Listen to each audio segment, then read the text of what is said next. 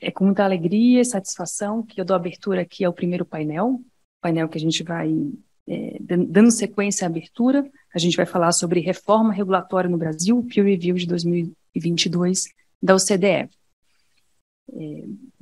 Eu vou ter aqui como função a moderação do painel, a gente vai contar com a participação de ilustres convidados que já estão aqui na mesa, e eu vou apresentando à medida que eles forem falando. E a gente vai começar com uma apresentação rápida do Manuel Gerardo Flores Romero, que é o coordenador do Programa de Política Regulatória da OCDE para a América Latina. Ele está participando conosco virtualmente. Muito obrigada, Manuel. É um prazer ter aqui você conosco. A palavra é sua.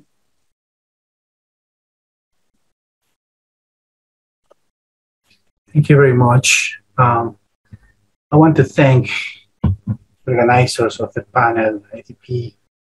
I also want to thank the Ministry of Economy and all the panelists that are being here. I say hello with a very warm regards to Marcelo Guaranis and the other members of the panel.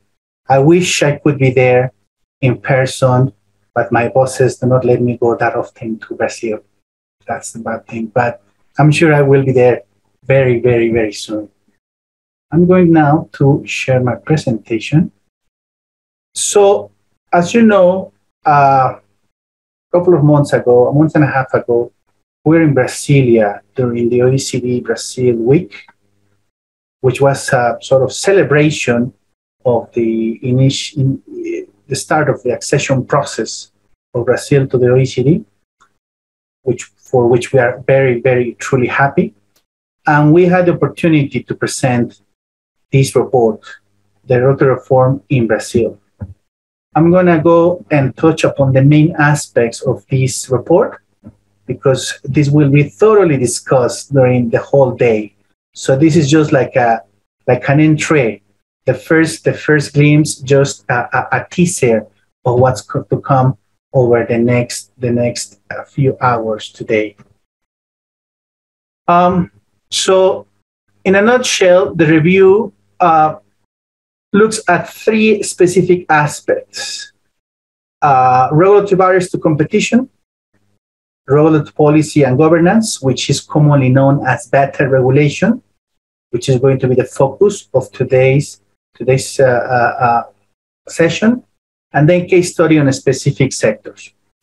It's important that I mentioned to you that this was a collaboration between the economics department of the OECD and also the public governance department. They look at the economic part, we look at the regulatory governance part. And this was a very nice combination because on the first part, the review looks at what should be reformed in Brazil in order to increase productivity, competitiveness, create jobs, and increase the welfare of Brazilians. And then the second part, which is the regulatory policy governance, tells you the how. So we have the what and we have the how, and that is a very, very nice combination. And then the specific studies on a couple of sectors in which you can see the use of these tools in those two sectors. This is the framing of the review. Just a little bit of background. The OECD, its objective is help governments design, apply, evaluate better policies for better lives. We are here to help. The 37 members share their experiences, share their lessons learned, and with this, we, the OECD Secretariat, and the rest of all the participating members, we reflect on these experiences, on these lessons. We come up with recommendations, good practices, and principles. Principles is the highest level document on the OECD and is approved directly by the Council of Ministers or the Council of Ambassadors, which represent each country. And what you have in the screen are the main elements of this for regulatory policy, for better regulation, which are the 12 key principles. I invite you to Google them and read them, download them. We also have them in Portuguese.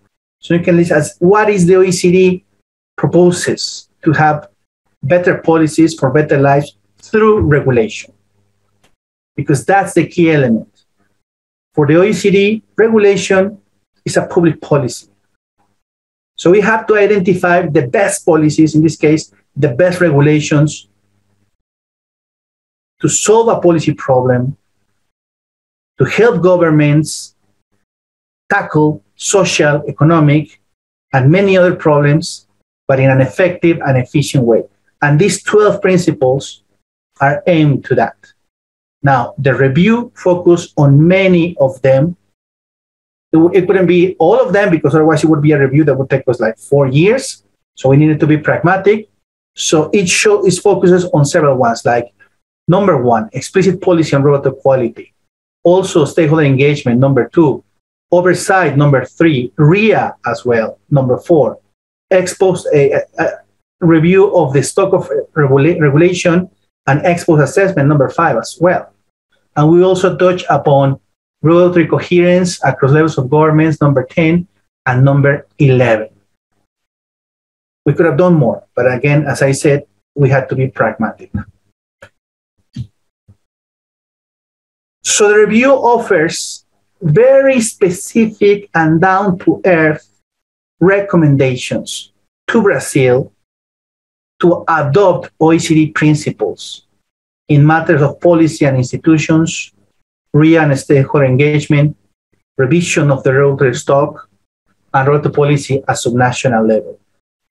The first one, policy and institutions, it's paramount because if you don't have a framework on one side of a set of policies, set of policy documents, laws, regulation, everything that supports your policy of better regulation, well, it's difficult to make progress. Brazil has made a lot of progress, and I'm going to mention this in a few minutes. But also the institutional side. It's very important to have institutions with the task, with the responsibility of promoting the better policy, better regulation agenda.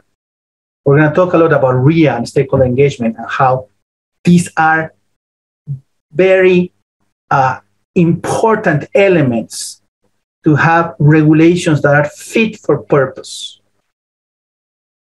This definition of fit for purpose basically means regulations that work, regulations that are aimed at tackling a public policy problem that is relevant, and that they have a very, very good chance of doing it on an efficiently manner, on a cost-benefit manner that generates more benefits than cost. And while RIA tackles the problem of the flow of regulation, everyday ministries, agencies, all sort of government agencies publish many regulations. That's the flow. And it's a lot. And RIA helps control that, either by diminishing the flow of regulation, but only allowing the best ones to go through, the ones that effectively demonstrate to generate a net benefit for society, for Brazilian society. So RIA is about controlling the flow, and the revision of the stock, as the name says, is about reducing the stock of regulation because regulations start to accumulate. And unfortunately, in many OECD countries still, and that is still the case in Brazil, also forget, the mental paradigm is regulate and forget. We regulate, we should know, and we forget. And then they accumulate in a stock, which creates more and more burdens for citizens and businesses. So it's necessary to review that stock. The review also tackles that. And finally, given the size of the country, Brazil, and given that it's a federal country in which states, regional governments, and municipality, local governments play a key role and have the capacity also to issue and implement regulations, we also look at the challenge of Brazil to promote better regulation across level of governments. Not only to ensure regulatory coherence across level of governments, but also to the fact that local regional governments should also adapt and apply policies of better regulation. Very quickly, in policies and institutions. So here the key message is let's move towards a whole of government policy. What does this mean? Whole of government policy means that everybody should follow this discipline without exceptions. The only way that the government will ensure that businesses and citizens are benefited by high quality regulation is that if everybody does their own part, if everybody adopts the policies, if all agencies, in this case, we're going to leave the regulatory agencies a little bit on the side because they have their own framework, the law regulatory agencies, and we are focusing on ministries and all the government bodies that depend on the central, the federal government, apart from the regulatory agencies. And for this whole of government approach to take hold, it is necessary to think about the oversight. And it's necessary, Brazil needs to think about where to locate the regulatory oversight bodies with clear attributions and responsibilities, and also with coordination. Unlike other policies like, control, auditing, and all these other matters which have very specific rules, and that there's somebody who actually look at whether you do not make your, manage your finances as a ministry accordingly, there's going to be a penalty. The difference with better regulation policies is that this is just about commitment. And because we need commitment and we need real commitment to do this, there has to be somebody advocating for that committing and also identifying and working with those who don't want to do it. The ideal is that there should be the obligation, all ministries should follow an obligation of apply better regulation policies. But then this also should be the body, right now is SEAE, part of the Ministry of Economy, who's doing this job, but it needs to be strengthened. And there has to be a debate in Brazil, that's what the review says, whether to leave it there or create it somewhere else, but it has to have clear responsibilities and coordination to promote, to advocate, and to make sure that ministries are there following these practices. This should be accompanied by a single high-level document. Brazil has done a tremendous work issuing all the framework for RIA. It has the law of economic freedom. It also has the law of regulatory agencies, which I already mentioned, and it has a lot of decrees and a lot of material to promote promote the use of RIA. But there has to be, the experience of OECD countries shows that there has to be a single high-level document. We know that Marcelo and his team and the Ministry of Economy are working hard towards this, as already mentioned by Marcelo, and we're very happy to hear this. The OECD experience of countries shows that this is very helpful to have that single high-level document that encompasses the whole of the better regulation policy. And this was a special request, something that we found out as we were doing the review. There has to be a real implementation plan that should not only stay at the level of a high-level documents, with goals and expectation and a gradual implementation. Gradual implementation is important because there has to be, there shouldn't be a haste of doing this, a rush of doing this, because then there has to be an opportunity to learn from the experience.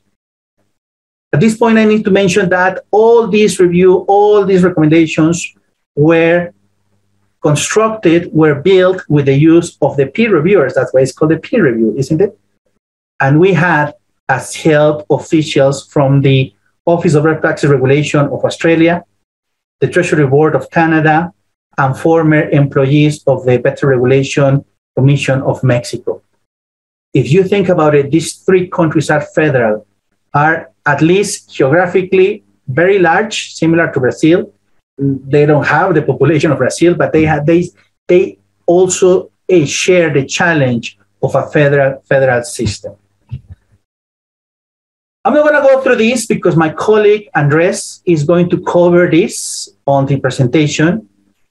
But suffices to say that Brazil has done tremendous work on RIA. The Ministry of Economy has been very dutiful on following up on all sorts of helpful material, guidance, workshops. And they have worked with several ministries, which have done very good work. But now it's time to take the next leap. It's time to go to the next level. And for that, these are the recommendations: complete the regulatory framework, ensure participation, and a roadmap. Again, my colleague Andres will go into detail with this in the next panel. We will also talk about administrative simplification. Brazil has been very busy working on several initiatives, REDESIM, improving the formalities that affect the business environment, digitalization of government, formalities, trámites. Now, this has to be brought together into a single umbrella. And they need to talk to each other. And they need to connect also with the tool of RIA. And they also need to connect with the tool of ex-post evaluation. And think of this as a single strategy with different initiatives that connect to each other and that they reinforce to each other in a positive manner. Because in this way, you can focus the resources. Remember that governments always work with limited resources. And these resources should be focused on the most burdensome activities, the most burdensome formalities that are generated. The ex-post evaluation, Brazil is starting to work on this. It has already a legal framework, but now it needs to work in the governance arrangements. How will this work, and how will this be followed up? We will also have a specific session on subnational governments, in which we will tackle these recommendations and in which tackle these the challenges and the progress that Brazil has done. We believe that Brazil is in an excellent position to reach out to subnational governments and start working with them on a voluntary basis. This is something that emerged through the preparation of this review from the experience of Australia, Canada, and Mexico, which also have subnational governments which are autonomous, as in Brazil. And yet those three governments have made good progress. It took them time to get there. So it will take time to Brazil to get there, but following these experiences, we're sure we're going to get there. Again, the emphasis on voluntary work, promoting experiences across levels of governments, identifying champions, providing technical assistance, all on a voluntary basis, respecting the federal pact. I don't know if that's a word in Brazil, but in other federal countries, it is known as, which is basically respecting the autonomy. On the other hand, yes, there should be a mechanism to promote regulatory coherence in which laws at several levels of governments do not contradict each other. We know Brazil has made good progress on that from the point of tribunals, but there should be also some sort of previous instances in which that could be done. Again, we're going to focus on this in the panel of this afternoon. And with this, I stop my presentation and I say to you, obrigado. I can speak Portuñol, but I don't recommend it. So thank you very much. Thank you. Obrigada. Obrigada, Manuel. Muito importante, muito esperado também essa exposição, que, como você disse, resumiu o peer review e permitiu que a gente iniciasse aqui as nossas interações com os demais convidados. E nessa sequência aqui, eu chamo o Otaviano Canuto para fazer seus comentários em relação à apresentação do Manuel. E vou apresentar o Otaviano, e antes de passar a palavra para ele, fazer uma provocação, e acho que fugindo um pouco do meu papel aqui só de fazer as apresentações e moderação, vou querer ouvir aí um pouco do Otaviano, os inputs dele, né? Enfim, as reflexões, pensando já no que já foi publicado a respeito do que o Brasil ganha, se beneficia com a acessão ao OCDE. Então, enfim, depois eu faço perguntas mais objetivas em relação a isso, mas tenho um especial interesse em ouvir a respeito disso. Então, Otaviano Canuto, Senior Fellow no Policy Center for the New South, professor de Relações Internacionais na Elliott School of International Affairs, da George Washington University, Senior Fellow não residente na Brookings Institution, professor afiliado do UM6P e diretor no Centro for Macroeconomics and Development. E foi vice-presidente e diretor executivo do Banco Mundial, foi diretor executivo do FMI também, e secretário de Assuntos Internacionais no Ministério da Fazenda. Muito obrigada, Otaviano. Obrigado a vocês. Obrigado vocês por me ter aqui. É ao mesmo tempo um prazer e uma honra estar aqui presente e ter o privilégio de acompanhar os resultados já dessa revisão regulatória. Eu tenho uma conexão pessoal muito forte com o tema de Brasil e OCDE, porque já nos tempos em que eu estive na Fazenda, que eu fui secretário de Assuntos Internacionais, abriu-se então, em 2003, uma janela, uma sondagem que infelizmente não foi aproveitada na época, e agora eu fico feliz de ver esse processo em curso, em sequência. Porque, antes de tudo, como brasileiro, eu acho que será muito bom para o Brasil ser um membro pleno da OCDE.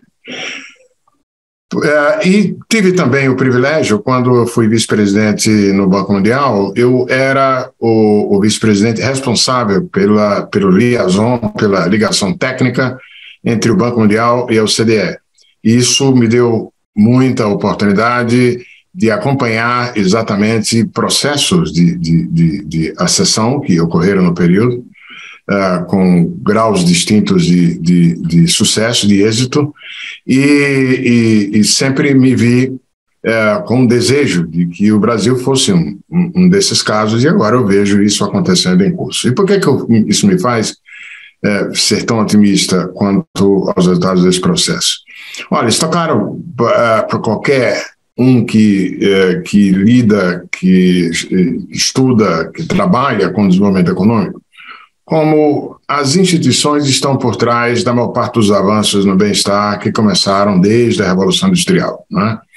Como disse Oliver North, em 1990, as instituições são as regras do jogo em uma sociedade, ou, de uma maneira mais formal, aquelas restrições concebidas pelos homens e que moldam a interação humana. Pois bem, e o fato é que a OCDE, os membros da OCDE, formam uma comunidade de nações comprometidas com os valores da democracia, baseada no estudo do direito, no Estado de Direito e nos direitos humanos, e na adesão a princípios de economia de mercado abertos e transparentes. E sabe-se da importância que as instituições e práticas políticas dos países da OCDE é um fator importante, é o que subjaz o estágio de desenvolvimento socioeconômico que eles apresentam. Então, por isso mesmo que eu vejo a importância do ingresso na OCDE, não é o selo, não é o anúncio de que faz parte, ainda que isso, evidentemente, possa vir trazer vantagens em termos de maior grau de confiança no país por investidores e assim por diante. Mas é o próprio processo de adesão, não é? De conformação de instituições e de regras e de políticas nos países para que o país seja considerado igual, seja considerado membro do clube, que faz com que justamente isso traga vantagens, porque claramente, conforme a evidência histórica mostra, são aquelas instituições que subjazem os casos mais importantes e interessantes de referência para um país como o Brasil, do que é o desenvolvimento econômico, né? E não é apenas a adesão, é o monitoramento através das peer reviews, né? Por isso que eu e o Tiago Ribeiro dos Santos, um diplomata, escrevemos um artigo para uma edição da revista Tempo do Mundo do IPEA, que eu e o professor Renato Bauman coordenamos, e o Tiago e eu comparamos a OCDE com um grupo de apoio, um grupo de suporte. Quer dizer, se você comparar com, por exemplo, a OMC, com a Organização Mundial do Comércio, outra instituição baluarte do quadro de regulação da economia global, na OMC, os países, se espera que os países cumpram regras, né, por conta de ser um processo de troca de concessão, enquanto que no caso da OCDE, as regras se espera que sejam cumpridas para o próprio benefício dos países, não é contrapartida para alguma coisa. Né? E como num grupo de apoio, os diversos mecanismos que compõem a OCDE servem como justamente um monitoramento entre pares que permite, com o passar do tempo, que o comportamento dos países, que a adesão às instituições se mantenha. Né? É por isso que é um grupo de suporte, essa analogia que nós gostamos de fazer. Né? Como o AAA, como Alcoólicos Anônimos. Né? Pois bem, e nesse trabalho que fizemos eu e o Tiago, a gente e outros da edição da Tempo do Mundo,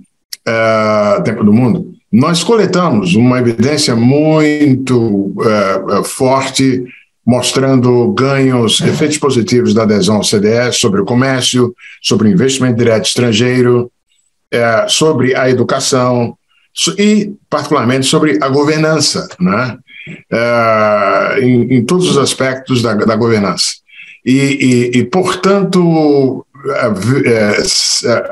a ideia nossa é que o ganho, em última instância, está no processo de adesão e de, portanto, adaptação e mudança regulatória nos padrões de governança e nos critérios de gestão de políticas do país, entrando em conformidade com aquilo que é estabelecido no âmbito da OCDE. Não é? Sobre especificamente o relatório, que também me deu muito gosto de ver, porque faz um balanço bem apropriado de etapas que têm sido cumpridas e também ainda o que há por fazer para, digamos assim, completar o processo de revisão, de adaptação, de transformação da estrutura regulatória brasileira para tornar, como parte do processo de tornar o país um membro pleno da OCDE. Eu vou me dar o luxo de destacar alguns pontos aqui, por considerá-los, do meu ponto de vista, altamente prioritários, inclusive pelos ganhos que em si mesmos esses passos poderão dar para o país. Como, por exemplo, os pontos sobre a participação do Estado na economia, a necessidade clara de estabelecer justificativas para a propriedade estatal das empresas, né?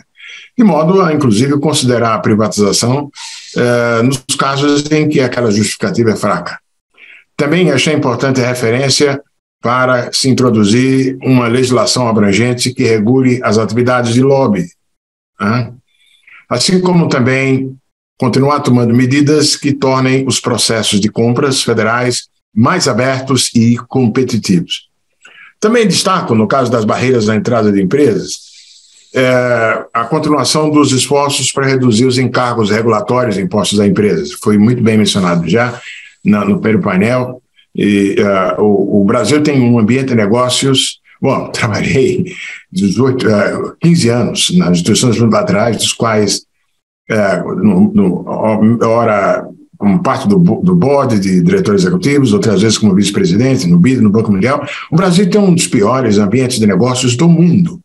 Em alguns componentes do ambiente de negócio, o Brasil está entre definitivamente os piores, não é?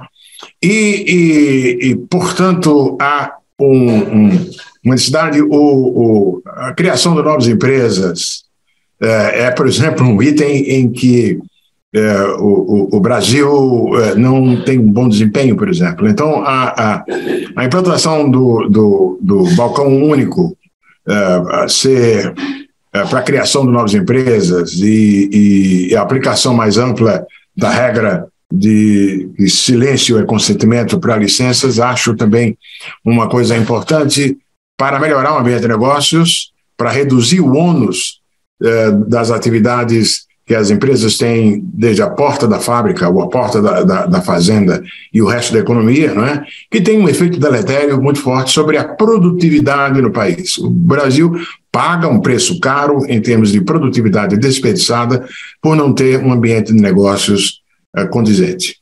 E isso inclui, como bem observado, as barreiras à entrada de empresas e as dificuldades com criação de novas empresas. Criação, fechamento, resolução de pendências judiciais entre empresas, tudo isso faz parte do péssimo ambiente de negócio do Brasil e que estamos apenas melhorando gradualmente. E o processo de adesão ao CDE está sendo um passo importante nessa direção. Também é fundamental reduzir permanentemente as barreiras tarifárias e não tarifárias, né? Agilizar ainda mais as formalidades comerciais. Um dos pontos do ambiente de negócio do Brasil muito ruim é justamente, não estou aqui falando do tamanho das tarifas, estou falando da facilidade de vender e de comprar, de exportar e de importar. O Brasil paga um preço por isso, pelo desperdício de recursos humanos e materiais, por não ter nisso um processo mais ágil, né? E o Brasil, meu último artigo mensal para o Poder 360 abordou o relatório do Sindis, eu já tinha, isso é um fato conhecido, o Brasil é um ponto fora da curva de tão protecionista que é, né? E, portanto, reduzir permanentemente barreiras tarifárias e não tarifárias se aplica assim como uma coisa do qual precisa. E, por último, deixa eu destacar também o que o relatório faz em termos de avaliar o modo como a regulamentação ex ante e ex post é avaliada no país. Quer dizer, nós precisamos definitivamente integralizar, incorporar a avaliação obrigatória do impacto regulatório, né? E o envolvimento precisa ser mandatório, não voluntário para os ministérios, não é? Isso é um ponto também que achei importante. Assim como também nós ainda estamos muito no início, espero que avancemos, conforme recomendado no relatório, a implementação de um sistema sistemático, né, de um sistema de avaliação ex post, né, que ainda estamos nos primeiros passos. Então, fico contente e feliz de ver esse processo em curso, fico contente de ver as recomendações que estão contidas nesse relatório e fico contente também, como brasileiro, por saber que esse é um processo que o Brasil do qual o país vai se beneficiar ao ser levado até o fim. Muito obrigado por me ter aqui como parte disso. E parabéns. Muito obrigada, Otaviano. A gente segue aqui, então, agora, acho que chamando o próprio regulador, né, os reguladores aqui, na pessoa do Vinícius Fuzeira de Sá Benevides, que é presidente da ABAR, Associação Brasileira de Agências de Regulação, e é importantíssimo que a gente ouvir, porque a gente tem aqui, já falou ao CDE, depois o Canuto, e agora a gente vai ouvir um pouquinho o regulador falando das dificuldades práticas disso. Então, eu passo a palavra para o Vinícius, diretor da Agência Reguladora de Águas, Energia e Saneamento do Distrito Federal, a DASA, membro do Board of Governors do Conselho Mundial de Água e presidente da ABAR. Muito obrigada, Vinícius.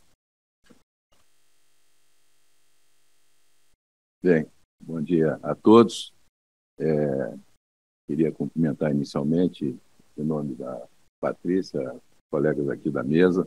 É uma honra estar aqui nessa casa, fazendo esse tipo de conversa, né? Nós estamos fazendo, no fundo, uma conversa aqui, né? Em nome do Marcelo Guaranês, que eu conheço desde o tempo que ele tinha cabelo. É um dos raros do mundo. Um das raras, mas já teve. E um profissional excepcional, né, de toda a carreira do Marcelo. E, em nome dele, eu cumprimento a todos que estão aqui e aqueles que estão online. Eu vou fazer vou me ater a assuntos de regulação. Eu sei que Já antecipo, sou totalmente favorável à entrada do Brasil na OCDE. Eu tive até a oportunidade de participar de alguma reunião que eu estava, por acaso, naquele lugar belíssimo, né? Que é a França, em Paris, e acompanhei a evolução dessas discussões, né? Eu estou no setor de regulação há 25 anos. Eu estava antes também dentro do setor de regulação, sem ser agência reguladora, num órgão que era o antigo DENAI, Departamento Nacional de Águas e Energia Elétrica, que deu origem a duas agências reguladoras, que foi a ANEEL e 3 anos depois a Agência Nacional de Águas. Eu queria apresentar a Barra. A Barra hoje nasceu em 99, 2 anos depois que foram criadas as primeiras agências. A gente está precisando de uma interlocução entre as próprias agências reguladoras brasileiras. Nós fomos verificar onde nós poderíamos, em que base nós poderíamos montar as nossas agências reguladoras, as primeiras, né? Todo mundo sabe o que aconteceu no Brasil, ali nos idos de 95, né? O governo que entrou na época, Fernando Henrique Cardoso, ele fez um plano diretor de reforma do Estado, né? Na época conduzido pelo ministro Brás Pereira, e a ideia é que o Brasil, o setor, o governo, deixasse de fazer a parte de bens e serviços através de suas empresas, que desse a oportunidade do setor privado entrar. Com isso,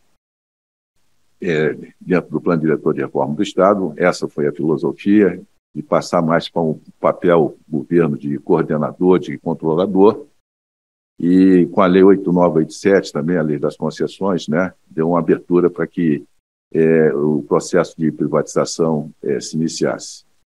Foram criadas inicialmente as 3 primeiras agências reguladoras, inclusive houve um processo de privatização no setor de energia, onde eu estava, antes mesmo das agências estarem criadas, né?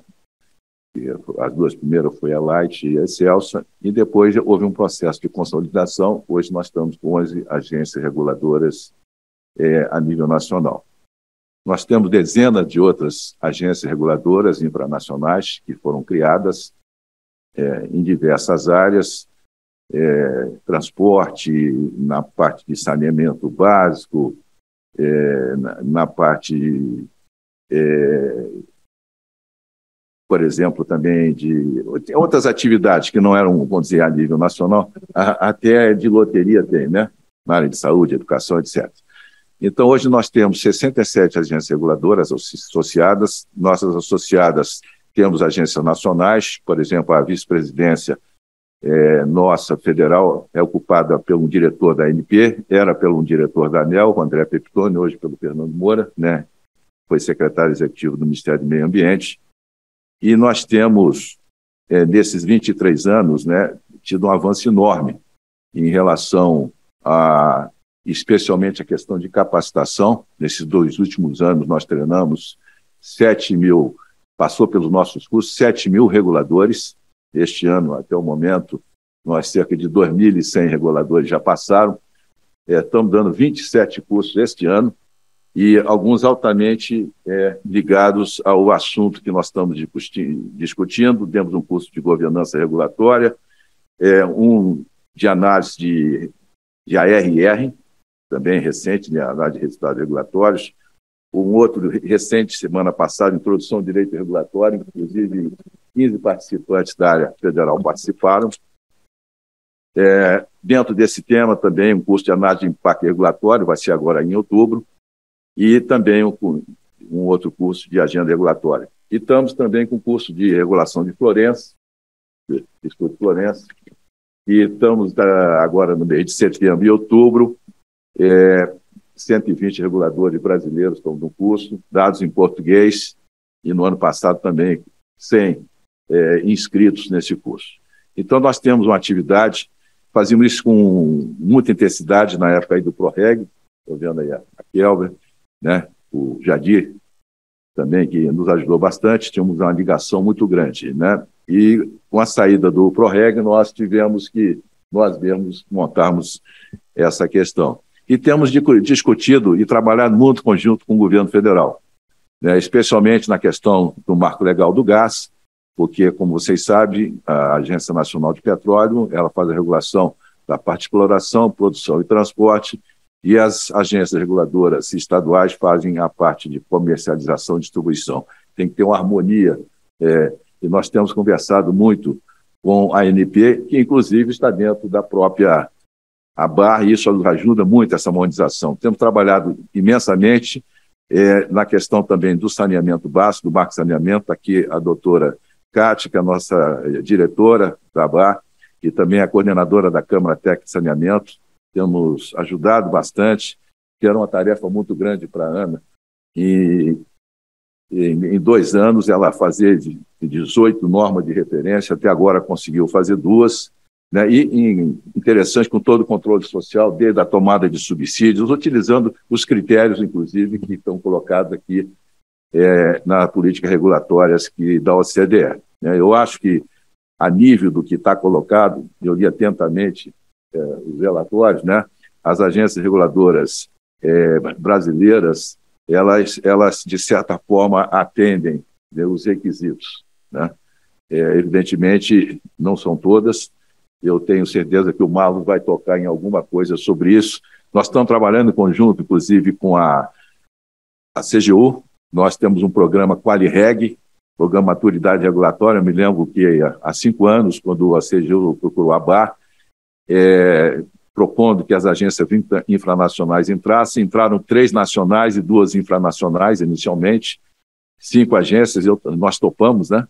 E hoje nós temos, acho que, 42 agências reguladoras nesse programa, né? E eu combinei com o ministro Wagner Rosário, num evento recente que eu estive lá em Portugal, e de praticamente todas as agências infranacionais e as nacionais, que faltam 3 também, a entrarem, né, elas sejam avaliadas. Isso é importante para a definição de políticas públicas, né, em função da maturidade e da capacidade regulatória. E a gente onde vai colocar recursos para treinar o pessoal.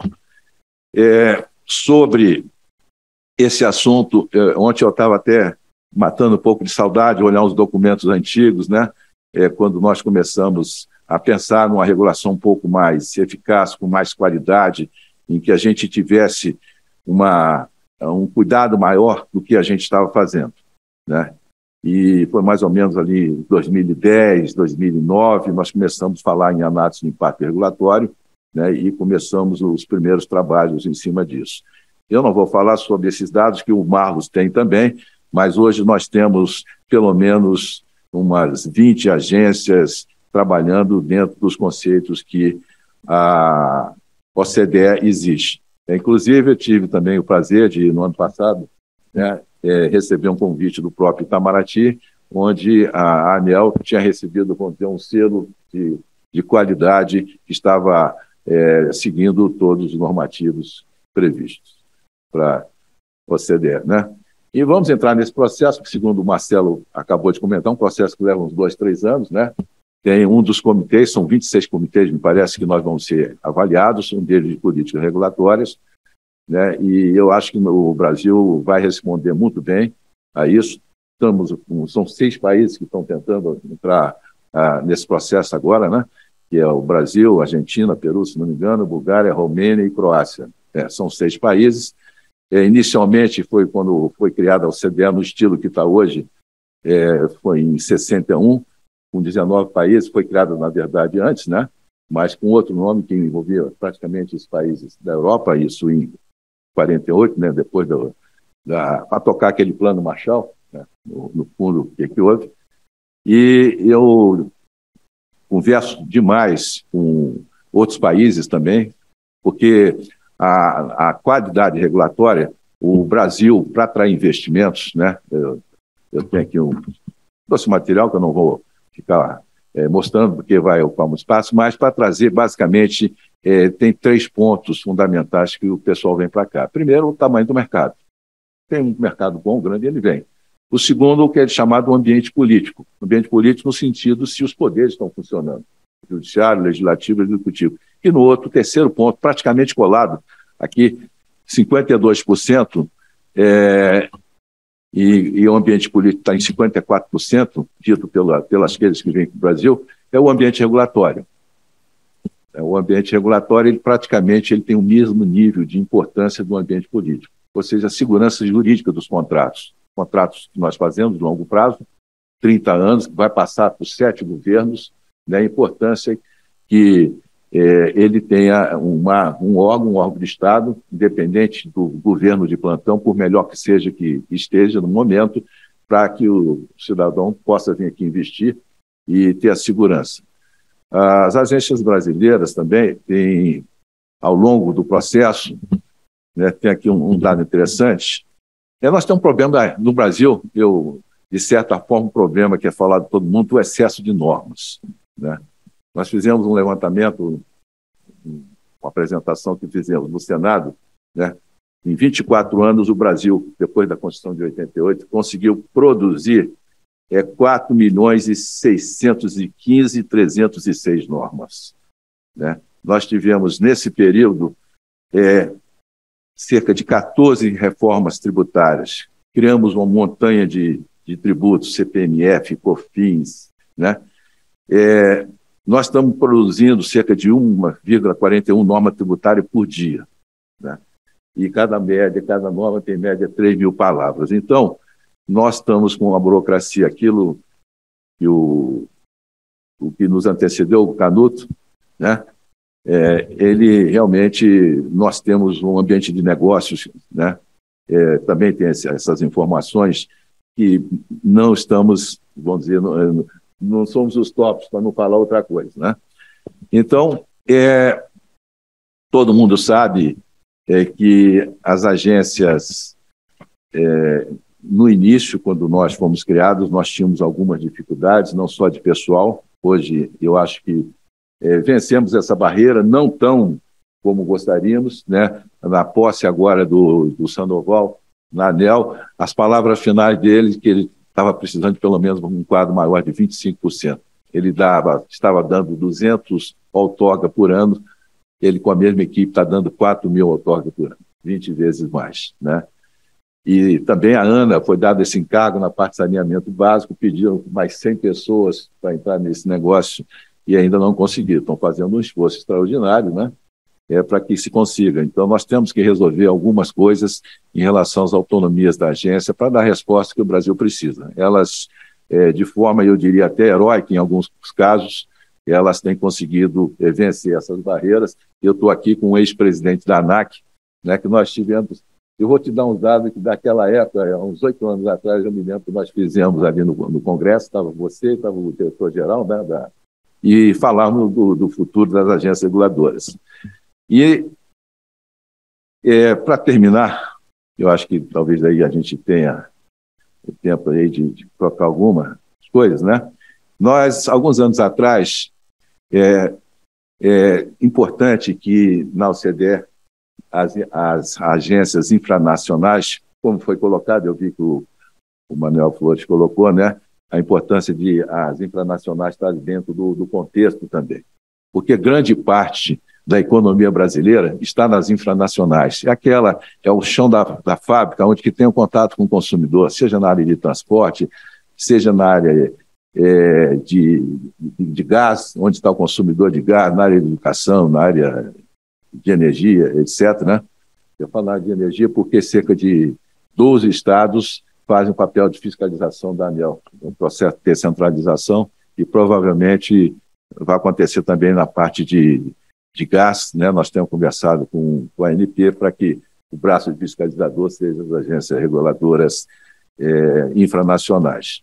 Mas, para finalizar, nós imaginamos que tem 7 princípios importantes que todas as agências reguladoras, sejam nacionais ou infranacionais, elas devem atender. O princípio primordial, primeiro, de apoio ao desenvolvimento econômico, ou seja, os reguladores devem reconhecer que um elemento-chave de sua atividade é de permitir ou encorajar o desenvolvimento econômico e somente intervir quando houver uma clara necessidade de proteção.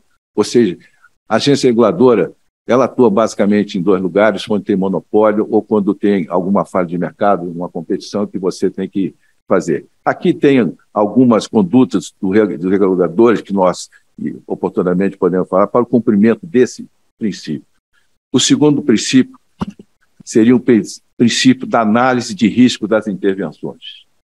em tese, é parte do que nós estamos discutindo. Ou seja, os reguladores e o sistema regulatório como um todo devem elaborar uma análise consistente de risco de suas intervenções, de modo a priorizar os recursos nas áreas que mais necessitam. E aí tem aqui algumas chamadas do que nós devemos fazer para o cumprimento, né? E falamos aqui basicamente em ARI, né? E falamos em ARR, coisa do tipo. Terceiro, das informações e das orientações.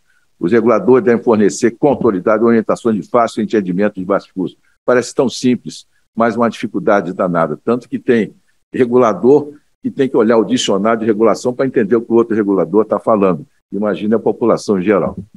O quarto princípio é o das inspeções. Nenhuma inspeção deve ser feita sem um motivo bem definido. As condutas dos reguladores para o cumprimento desse princípio poderiam ser, e nós damos aqui as sugestões de como nós devemos fazer.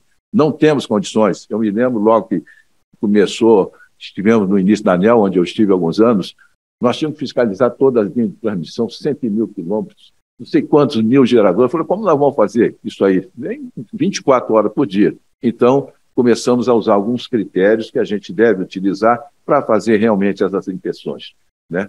Isso baixar o custo do Brasil e também a gente poder fazer. Da solicitação de dados e informações, é o quinto princípio, os agentes regulados não devem ter que dar informações desnecessárias ou as mesmas informações mais de uma vez. São princípios simples e o que a gente deve fazer? O que tem áreas, o setor privado, eu por algumas vezes passei pelo setor privado, passei no sentido de ficar e trabalhar e depois voltar, né? Todos eles praticamente têm áreas para atender ou diretoria de regulação, coisa desse tipo, para poder atender o regulador. Não deveria ser assim. O sexto princípio é da capacidade de coerção, de enforcement, dos prestadores de serviços ou regulados que, de maneira persistente, deixam de cumprir com a regulação, devem ser identificados de imediato para a aplicação das sanções a que correspondem. Por outro lado, aqueles que fazem aquilo de forma correta, né, eles devem receber incentivos positivos, ou seja, quando tiver que fazer coerção, se faz a coerção, né, e não de fazer coisas que podem dar um sinal negativo na maneira de você fazer o seu enforcement.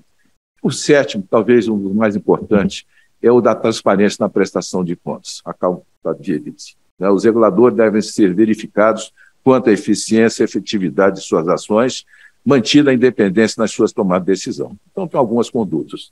Então, basicamente, o que a gente vê, que esses princípios que nós estamos colocando, eles deveriam formar um código de princípios dos reguladores, independentes de qualquer coisa, de modo a se estabelecer uma plataforma comum de ação. Então, eu, olhando agora de maneira já fechando realmente, eu acho que é extremamente positivo a entrada do Brasil na OCDE. Nós receberemos um selo de qualidade, né? Seremos obrigados a ter uma qualificação alta em todos esses tipos de atuação que nós fazemos, seja na área de meio ambiente, seja na área de regulação, na área de tributação e etc. É importante, nós passaremos para um outro nível, certamente dará segurança com qualquer outro país que a gente vá negociar. Se eu não me engano, é alguma coisa em termos de 60% ou mais do PIB está dentro da OCDE, do PIB mundial, e vamos perder alguma coisa. Para se ganhar, às vezes se perde, né? Nós estamos dentro da OMC, temos algumas vantagens por não estarmos ainda dentro da OCDE, mas eu acho que, no final, é extremamente positivo, né? E entrar no país, dos países mais ricos do mundo. Obrigado.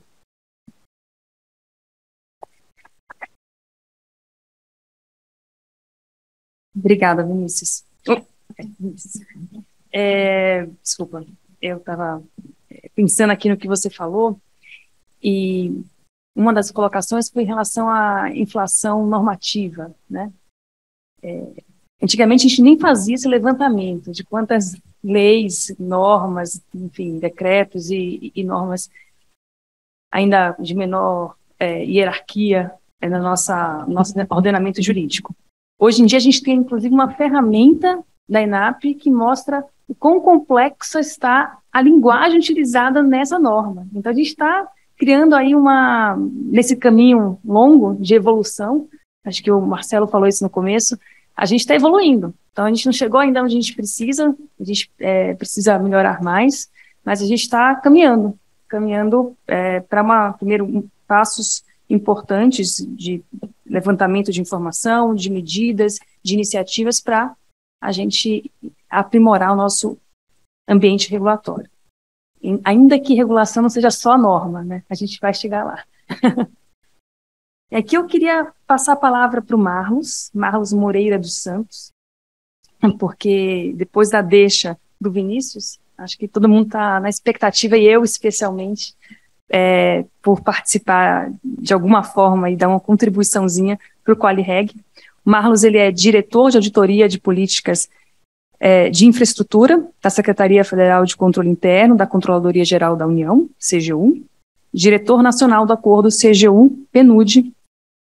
QualiReg é o acordo que dá lastro jurídico ao QualiReg, Programa de Aprimoramento da Qualidade da Regulação. Muito obrigada, Marlos. Obrigado, Patrícia. Em primeiro lugar, agradeço o convite aqui à minha instituição, a CGU, então, cumprimentando mais uma vez a Patrícia e também o Vinícius da Bar, secretário executivo do Ministério da Economia, também sempre presente aqui nos eventos relevantes sobre regulação, também os colegas virtualmente, Otaviano e Gerardo, né, Flores, OCDE, e começo fazendo uma brevíssima contextualização do lugar do qual eu falo, né, ou seja, sempre a gente tem essa influência, e a Controladoria Geral da União, ela é um órgão de controle, que, historicamente, ela desempenha funções dentro do Poder Executivo Federal, nas áreas de auditoria, corregedoria, transparência, ouvidoria, mais recentemente também atribuições da Lei Anticorrupção. E eu poderia dizer que, em relação à regulação, praticamente todas essas formas, esses campos de atuação da Controladoria têm relação e podem contribuir para a melhoria regulatória. Destaco, especialmente, quando olho mais detidamente o relatório da OCDE, né, do peer review, a função auditoria, porque a OCDE coloca que o enforcement, enfim, a necessidade, em alguma medida, de fazer cumprir, de fazer valer, até de coerção dos regulamentos, é uma função também importante. A Controladoria pode ter um papel nesse sentido, né, no âmbito da administração pública federal, quando a gente pensa que, por exemplo, vários aspectos da melhoria, desse processo de melhoria regulatória têm sido normatizados, seja por leis, seja por decretos e outros regulamentos. Então, de fato, a gente tem avaliações publicadas, né, sobre aspectos diversos aí, do cumprimento de regulamentos em nosso site, e é uma linha de atuação que a gente, enfim, vem trabalhando e pode também ter mais contribuições ao olhar os achados ali, as recomendações da OCDE. A auditoria, em especial, ela pode ter uma forma ali de conformidade, né, como eu coloquei, ou seja, dando uma ênfase ali no cumprimento de leis e regulamentos. Pode ter também um olhar de desempenho, né, ou seja, vendo a apuração de indicadores, vendo o cumprimento de metas, vendo o alcance de resultados. Então, isso tudo pode contribuir para que a gente verifique se os regulamentos ou se as regras às quais os próprios reguladores estão submetidos estão sendo cumpridos, né, estão alcançando objetivos. Essa eu diria que seria uma dimensão aqui, né, da forma de contribuição da CGU. Uma outra dimensão, eu vou chamar assim também de contribuição da CGU para o processo de melhoria regulatória, é que o relatório também da OCDE identifica instituições chaves, né, para o processo da melhoria regulatória. E aí, dentre as instituições chaves, ele indica lá, por exemplo, o Conselho Interministerial de Governança, o CIG, e o Conselho de Monitoramento e Avaliação de Políticas Públicas, o CEBAP. Do lado do CIG, a CGU participa, né, são os ministros de Estado, o ministro da CGU, o ministro da Economia, o ministro da Casa Civil, E lá é um lugar que, quando a gente pensa aqui em melhoria regulatória, é um lugar em que se busca a coerência, né, e a coordenação da ação no nível federal, e também a divulgação de boas práticas. Então, por exemplo, lá em 2018, por exemplo, o SIG já tinha recomendado um manual elaborado pelo Ministério da Economia, um guia orientativo para elaboração de avaliação de impacto regulatório, como medida de boa prática. Então, a CGU tem esse lado ali, vamos dizer, de incentivar e patrocinar, né, a adoção de manuais, de guias que reflitam boas práticas, aqui no caso, boas práticas regulatórias. O outro lado, o lado do Comitê de Avaliação, né, do CEMAP, a OCDE identifica que realmente o Brasil tem uma lacuna ali na questão de fazer de forma sistemática avaliações ex post.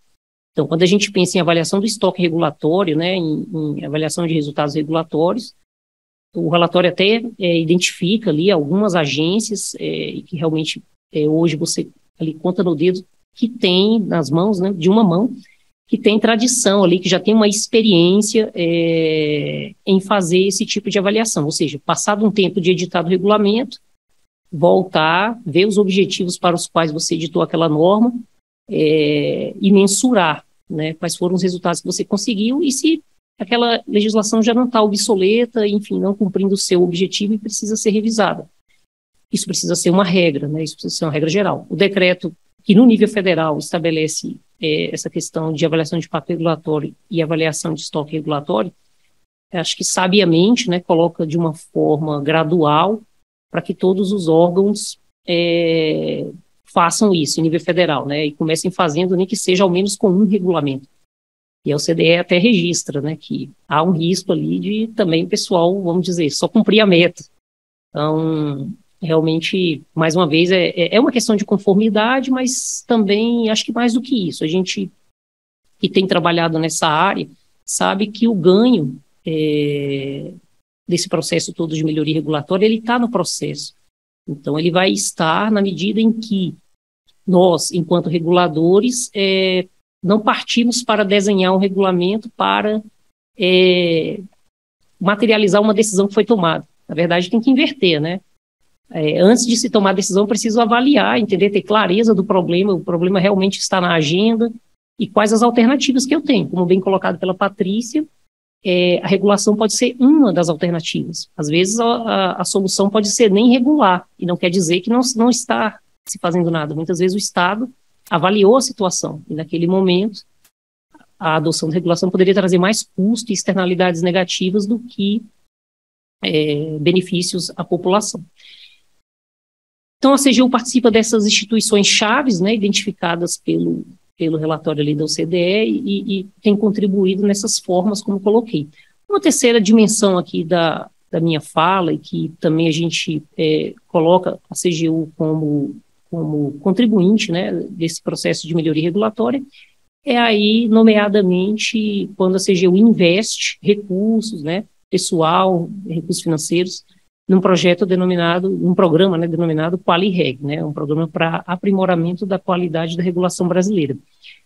Ainda em 2017, a gente tinha, a partir de um trabalho interno, né, um grupo de trabalho, identificado uma série de lacunas, né, na área regulatória, e ainda com órgãos federais. Mas, de um outro lado, a CGU tinha uma tradição já bem consolidada, né, de avaliação de gasto direto em estados e municípios, por conta que, desde a redemocratização, da Constituição de 88, a gente vem num processo de, vamos dizer, descentralizar recursos, mas acreditamos até que descentralizamos recursos sem dar a mesma, da União, né, para estados e municípios, sem, acho que, conseguir levar na mesma velocidade, na mesma taxa, a capacitação, né, o desenvolvimento de capacidades nas instituições. E aí a experiência da controladoria nesse lado de avaliar o gasto direto, realmente é que você tem um déficit de capacidade nas organizações, muitas vezes dos estados e municípios. Não digo que é de forma homogênea, até porque o nosso país realmente é muito heterogêneo. Então, você tem lugares que têm condições de desenvolver projetos, de de fazer fiscalização, e outros tantos que não têm essas competências instaladas, vou chamar assim, e tem muitas lacunas. Então, a gente vendo de um lado, então, que a experiência de 88 para cá, com a descentralização de recursos, ela foi realmente, a gente tinha dificuldades de implementação, de fazer as entregas, né, na ponta, e, por outro lado, tínhamos também muitas deficiências na parte regulatória, então a gente resolveu investir nesse projeto, que é um projeto que, de um lado, o QualiReg, ele faz um diagnóstico, então aproveita ali a nossa expertise de fazer avaliação, né, com muito ali do aprendizado da auditoria. A gente faz um diagnóstico, né, das agências que participam do projeto.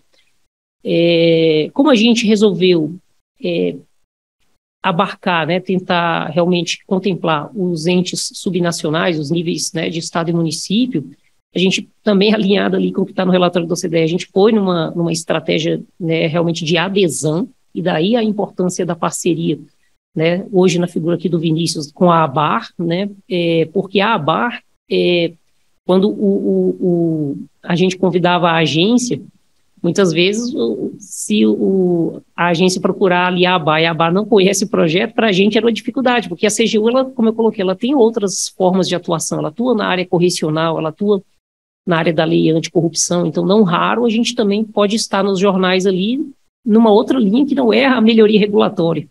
E isso pode causar alguma desconfiança, né, às vezes da entidade que não está sob a nossa, vamos dizer assim, jurisdição.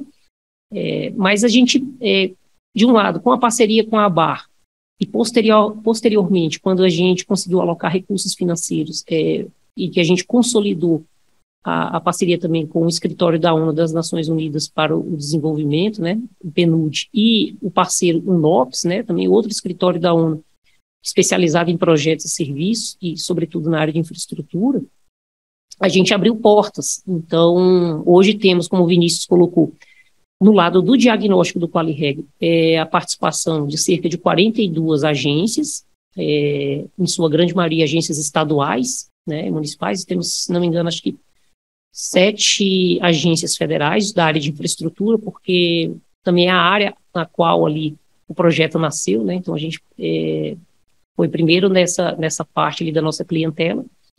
Então, de um lado, a gente faz o diagnóstico, esse diagnóstico ele é feito conforme, usando aqui as palavras até do Manuel Gerardo, aqui, com a lente, né, vamos dizer ali, principalmente da resolução do Comitê de Política Regulatória da OCDE, então aqueles 12 princípios ali, enfim, estão ali, de certo modo, materializados no questionário, né, que é o instrumento pelo qual a gente consegue captar a resposta, enfim, dos reguladores, e depois eles apresentam as evidências, os documentos que dão suporte às avaliações. A nossa equipe faz uma avaliação e, conforme a dimensão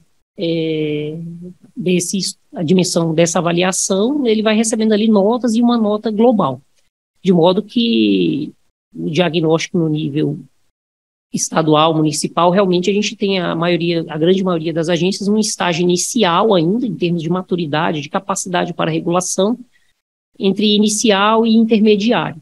Então, há bastante espaço para melhoria, e isso está evidenciado nesse relatório. A gente tem 2 relatórios publicados em nosso site, mas o projeto não para aí. Então, o diagnóstico para a gente é o primeiro passo, porque é a forma que a gente tinha de quê? De forma ali racional, criteriosa, alocar recursos para fazer capacitação, né, e também construir planos de ação, contratando consultores no projeto. Então, a gente usa, né, os resultados desse diagnóstico para poder, conforme as maiores carências, oferecer naquela dimensão a consultoria especializada que a gente seleciona, né, por meio do projeto com o PNUD, e oferece o consultor. Então, o consultor vai para as agências, a partir do diagnóstico, um dos insumos, ele vai construir, junto com as agências, o plano de ação, e ao final do projeto, nesse ano, a gente vai ter algo em torno de 36 consultorias, né, concluídas, eu espero, vai dar certo, 36 consultorias concluídas com os planos de ação elaborados. Inclusive, a gente já tem casos, né, exemplos, assim, de agências que, enfim, estão validando os planos de ação com o governador de estado, ou seja, levando para mais alta administração, para aquilo ali, de alguma forma, ser refletido no planejamento estratégico da agência e a agência realmente trilhar o caminho para demonstrar ao mercado, para demonstrar aos cidadãos que ela vai desenvolver capacidades, né? Ou seja, que isso lá na frente vai refletir, acreditamos, em melhores serviços prestados à população. Então, isso para a gente é um ponto bem interessante. A gente, na área de infraestrutura, tinha alguns diagnósticos também de outras organizações do governo, inclusive, que apontavam que estados e municípios acreditavam que a União poderia fazer mais, né, em termos de assistência técnica, em termos de cooperação, e o projeto é uma iniciativa que vai ao encontro, né, desse anseio, dessa necessidade. E, por fim, dentro do projeto QualiReg, também a gente tem feito, eu mencionei, né, capacitações, então são feitas algumas oficinas, também com estados e municípios, em que os colegas realmente colocam a mão na massa e pegam casos práticos para desenvolver ali aspectos que vão se materializar em melhoria regulatória. Então, o projeto tem de forma bem resumida, né, essas frentes, mas acho que o que eu gostaria que ficasse assim em mente é simplesmente essa atenção com o nível subnacional, porque temos essa clareza, acho que como colocado pelo próprio Manuel Gerardo aqui na sua fala, que talvez o maior desafio do Brasil seja realmente melhorar a regulação em todos os níveis, né, nos 3 níveis. Então, se a gente olha aqui para o nível federal, acho que a gente trilhou um caminho muito interessante, né, desde o ProReg, teve uma preparação ali, vamos dizer, boa, né, com que a gente pode chamar ali de soft power, né. Então, muitos manuais, muitos guias, muitas capacitações, até a coisa maturar e vir na forma, né, de leis, de decretos. Então, a gente vê refletido até no nosso diagnóstico essa maior maturidade das agências que participaram, né, de um processo assim gradativo. Na administração direta, eu reputo também que a gente tem um desafio grande, né, administração direta e indireta de reguladores que não são agências, mas acho que a gente já tem um aprendizado do como fazer, né, do saber fazer. Então, vai ser muito mais uma questão de prioridade, né, de governo, e aí eu acho que o relatório da OCDE vem numa excepcional hora, né, numa ótima hora, né, porque realmente é um momento assim do assunto seguir na agenda, né, numa agenda que tem que ser independente de coloração, né, de matiz ideológico, porque é uma agenda que, como diz o slogan da OCDE, a gente também acredita, melhores políticas para melhores vidas. Então, acho que são essas as minhas colocações iniciais, Patrícia. Fica à disposição também para o debate. Muito obrigada, Marlos. E essa sua colocação final é muito interessante, porque a gente está num momento bastante sensível do ponto de vista de eleições, e a gente está aqui discutindo essa agenda de boas práticas regulatórias, de sessão ao CDE, que mostra que a gente, enfim, está com isso na nossa agenda de qualquer forma, né, qualquer que seja o cenário. E eu passo a palavra para o Marcelo Guaranis, que, enfim, já está mais do que apresentado, mas vou fazer aqui o meu dever e vou te apresentar propriamente para todo mundo que está assistindo conosco, não só que acompanhou desde o começo, mas que está assistindo a partir de agora. Então, Marcelo Guaranis, como ele acabou de dizer no começo, servidor de carreira como auditor federal de finanças e controle da Secretaria do Tesouro Nacional, economista, formado em economia e direito, em diversas pós-graduações, enfim, mestrado em direito público. Então, na minha área que eu ressalto esse ponto. Trabalhou com regulação e concorrência econômica no Ministério da Fazenda e na Casa Civil. De 2007 até 2016 estava na ANAC como diretor de regulação, concorrência depois presidente, e desde 2016 é secretário executivo no Ministério da Economia. Acho que cumpri aí. Passa a palavra, Marcelo. Obrigado, Patrícia. Bom dia de novo. Bom dia para quem entrou agora, não estava na abertura. Cumprimentar meus colegas aqui de mesa presencial, né, Marlos, Vinícius. Vinícius, como bem testemunhou, é uma das poucas testemunhas de quando eu tinha cabelo, né, significa que ele me conhece desde antes dos 18 anos. Cumprimentar o pessoal da OCDE, Manuel e Daniel são parceiros nossos. A OCDE tem nos ajudado bastante nesse problema, nesse avanço da melhoria regulatória, no avanço de tudo que temos feito no país. Temos usado bastante o auxílio deles, a força deles, para nos ajudar a avançar, e a capacidade analítica, né? Acho que isso é muito importante, né? Essa parceria histórica que temos. O Canuto até comentou, né, há muitos anos participamos de fóruns da OCDE, há muitos anos temos participações em fóruns relevantes, não em todos a gente passa a participar agora, no processo de acessão, somos convidados a participar de todos os comitês, né? Mas tem vários comitês que já somos parceiros históricos, concorrência é um deles, né? Toda a discussão de regulação, a gente já participa nos comitês há muitos anos. E em 2003, como o Canuto mesmo mencionou, nós fomos convidados até a aprimorar essa relação, começarmos o processo de nos tornar membro, mas não houve essa decisão. Essa decisão houve a partir de 2017, a decisão de fato, mandar uma carta para que a gente, mostrando a intenção de nos tornar membro da OCDE, né, nos mostra um avanço institucional, como que essa parceria histórica ajuda e vai mostrando uma evolução, né, pessoal? Após essa carta, em 2017, nós mostramos, estamos nos sentindo alinhados para fazer esse avanço, para nos tornarmos membros, significa passar pelo processo de acessão, revisando as nossas políticas, para fazer uma melhora em todos os níveis do que é discutido na OCDE. É mais do que uma discussão ideológica, como foi mencionado aqui pelo Marlos, é uma discussão, na verdade, de aprimoramento da política, né? A gente quer melhorar isso para melhorar a vida de todo mundo, essa é a nossa grande intenção. A partir de 2022, a partir de 2019, isso passa até a ser uma prioridade de política externa do governo. Passou não só a carta está lá, esperamos uma resposta, mas passa a ser uma prioridade do governo, de fato, a entrar. Isso acelera o nosso processo de aproximação com a organização. E aí isso é coroado agora em 2022, com a formalização da nossa sessão, né? Ficamos todos muito felizes, já foi mencionado aqui pelo Manuel, fizemos até um evento já no Brasil para comemorar essa entrada, esse começo da sessão, e agora teremos passos importantes com a entrega do Initial Memorando até o final do mês para a OCDE.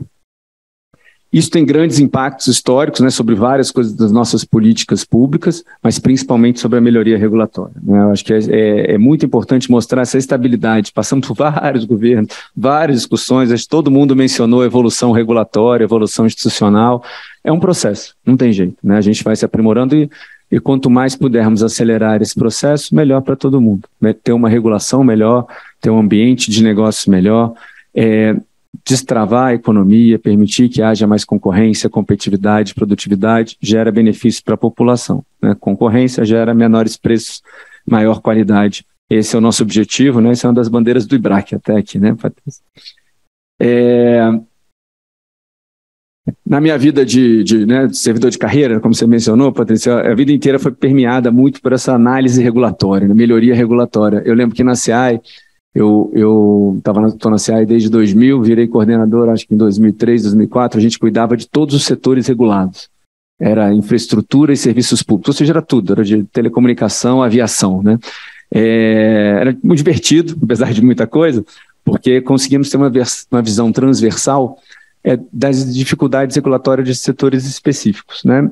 Então, vou trazer o caso da aviação, que depois permeia a minha vida, mas que para mim era muito emblemático. Eu lembro da gente ir para discussões de aviação, lembrando aí, começo dos anos 2000, a gente não tinha ANAC ainda, a aviação era regulada pelo DAC, Departamento de Aviação Civil da Aeronáutica, e tinha diversas regras que a gente olhava e falava, por que elas existem? Tinha proibição de desconto, tinha dificuldade para a entrada de empresas em novas rotas, tinha proibição de entrada de empresas em determinados aeroportos. E a pergunta que a gente mais fazia era por quê? Né? Tinha limitação do número de empresas internacionais para fazer o voo entre uma rota e outra, entre dois países. Coisas hoje para a gente impensáveis, mas em 2000 era uma realidade, em 2003 era uma realidade, volta a ter um processo mais controlado do ponto de vista de regulação econômica, e a gente questionava muito isso na CEAI. Isso acabou gerando a criação da agência, né? Você cria um ambiente institucional diferente do que uma administração direta cuidando, com pequenos ajustes regulatórios, e coroavam na época a liberdade de tarifas e a liberdade de oferta. Isso é coisa muito simples, pode cobrar quando você quiser, sem ter um limite de desconto, pode entrar onde você quiser, desde que tenha condições técnicas daquela aeronave operar naquele aeroporto, né? Isso é uma melhoria regulatória. Esse processo da aviação, a gente passou os anos seguintes ainda avançando, de novo, sempre questionando, por que eu regulo? Por que eu tenho essa regra? Só em 2010 a gente liberou os descontos para as passagens internacionais. Até 2010 tinha um piso de passagem internacional. Então isso é muito impensável, mas, de novo, não se fazia nem a pergunta de por que eu regulo. Né? A gente hoje conta, como parece piada, tem 12 anos, mas tem setores que até hoje tem esse tipo de problema e esse tipo de discussão. Por que uma empresa não pode entrar na área da outra? Quais são as coisas que impedem, de fato, tecnicamente, a gente poder permitir mais concorrência? A aviação tem uma outra coisa que é muito interessante. É muito bem separado o que é regulação econômica de regulação técnica. A Organização de Aviação Civil Internacional nos ajuda a fazer essa diferenciação. Regula aquilo que tem que ser regulado para o objetivo maior da aviação, que é segurança. Não é para cair aeronave, a gente tem que se sentir seguro entrando na aeronave. Então, o que precisa para aquilo? Regular as manutenções, o treinamento do piloto, a qualidade do transporte que você está utilizando, a especificação técnica do aeroporto. Então, são coisas realmente focadas em se regular aquilo que importa, a segurança. Mas esses anos todos de debate regulatório, a gente teve muitos debates que não eram focados nisso, né? Você tinha debates sobre preços, debates sobre distância de assento de cadeira em determinadas aeronaves. Então, você fazer essa separação adequada do que eu preciso regular, do ponto de vista econômico, do ponto de vista técnico, é importantíssimo para esse avanço da melhoria regulatória. Eu sempre digo que é muito fácil regular, né? A gente, na agência reguladora, faz a reunião de colegiado e no dia seguinte você publica no Diário Oficial. É baratinho publicar no Diário Oficial, mas para a sociedade é muito caro. Na administração direta não precisa nem fazer a reunião, né? Você faz uma portaria, publica. Eu acabei de assinar uma portaria aqui enquanto eu estava no evento. Você bota no Diário Oficial, não tive custo nenhum, e você cria uma regulação. Então, realmente, aqui o que a gente faz é o básico, né, que o Brasil não tem. Pensar por que tem que regular, né? Tem um monte de coisa muito avançada que a gente já está discutindo aqui, mas esse primeiro avanço para celebrar esse avanço institucional histórico que nós tivemos, né, de anos aí, mas hoje a gente realmente para pensar por que tem que regular antes de fazer uma regra. E aí, entrando nos pontos do Manuel, né, esse seria já o segundo ponto dele, ele trouxe 4 pontos, políticas e instituições, a análise de impacto regulatório, o estoque regulatório e o nível subnacional. Esse seria o nosso segundo ponto, né? Depois de anos de discussão, por que regular, hoje é obrigatório pensar pensar antes de regular. Análise de impacto regulatório é uma obrigação hoje. Não foi de uma hora para outra, foi um processo gradual, como colocado. Começamos com soft power, fazendo as nossas discussões com as agências, criando um guia de análise de impacto regulatório, para que todos passassem a utilizar aquilo, né, como recomendação do Comitê Interministerial de Governança Pública, ou seja, o governo, Casa Civil, na época Fazenda e Planejamento, definiram que é importante começar a se adotar isso. Gradualmente, para todo mundo, como dito aqui, que já tem uma maturidade regulatória maior, as agências reguladoras inicialmente, e depois os demais reguladores passassem a observar isso. Com o tempo, passamos a forçar para que fosse obrigatório. Então, a lei da agência reguladora impõe para as agências e a lei da liberdade econômica impõe para os demais reguladores. Então, esse é um super avanço, né, que entra dentro do segundo ponto colocado pelo Manuel, que é a análise de impacto regulatório, que conseguimos, sim, obrigar agora todo mundo a fazer, mas ainda tem um trabalho para a gente avançar, né? É um trabalho, primeiro, de como que a gente padroniza esse tipo de análise de impacto regulatório, né? No próprio decreto de implementação de boas práticas do Brasil e dos Estados Unidos, a gente está colocando isso na CEAI, né? Já colocados no primeiro, na abertura também, ou seja, o CEAI como uma tentativa de fazer uma padronização adequada disso, né? É importante ter um órgão que comece a pensar nessa padronização. Segunda coisa importantíssima, acho que foi apontada pelo Manuel e pelo relatório de peer review, desenvolver um roadmap para a nossa política de análise de impacto regulatório no país. Acho que é importante a gente avançar, acho que a iniciativa que o Marlos está colocando junto da ABAR, de como que a gente introduz essas melhorias em todo o país, é importante, de novo, na lógica de que é gradual, não tem jeito, não vai ser de uma hora para outra, se a gente força demais, fica difícil, mas é muito importante que todos entendam a importância de se parar para pensar antes de regular, de usar um instrumento adequado para que a população entenda a regulação, né, o processo regulatório. Um outro ponto colocado de aprimorar a comunicação e as práticas de engajamento com a administração. A gente tenta fazer isso muito de uma forma centralizada dentro do próprio SIG, do Comitê Interministerial de Governança, fortalecer sempre essas recomendações para que todos adotem e avancem dentro do processo regulatório. O aprimoramento do processo de consultas públicas, né, a gente ter uma consulta pública clara, que dê de fato participação às pessoas para opinar sobre a regulação. Aqui tem uma coisa cultural muito interessante do Brasil. A gente ainda dentro do Ministério da Economia tem áreas que fazem consulta pública e tem dificuldade de entender a consulta pública como um processo de consulta, não é uma negociação, né? Eu não vou consultar as pessoas vão dizer, eu estou nesse ponto, então tem que chegar nesse aqui porque as pessoas estão dizendo isso. Não.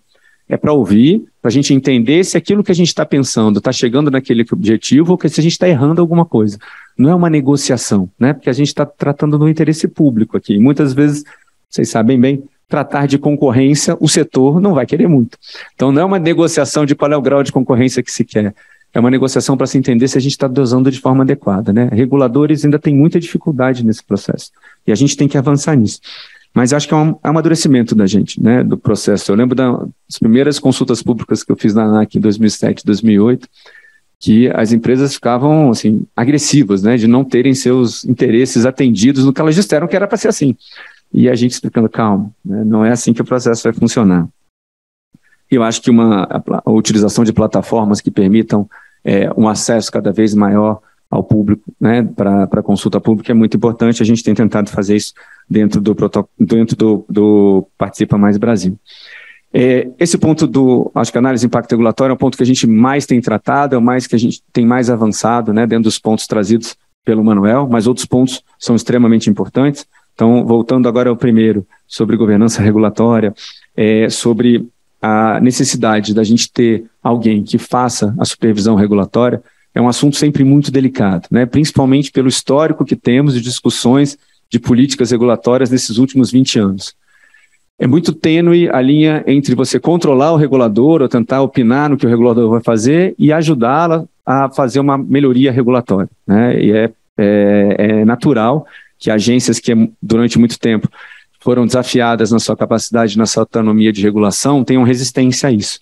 Mas é muito importante que a gente construa um processo com as agências, também ouvindo as agências, né, mas não necessariamente chegando a uma negociação, em que a gente construa uma supervisão regulatória adequada, para que, de novo, o processo regulatório seja feito da forma mais padronizada possível, que de fato a pergunta de por que regular, para que regular, seja bem respondida por todos os órgãos, né, e que a gente afira isso de uma forma centralizada.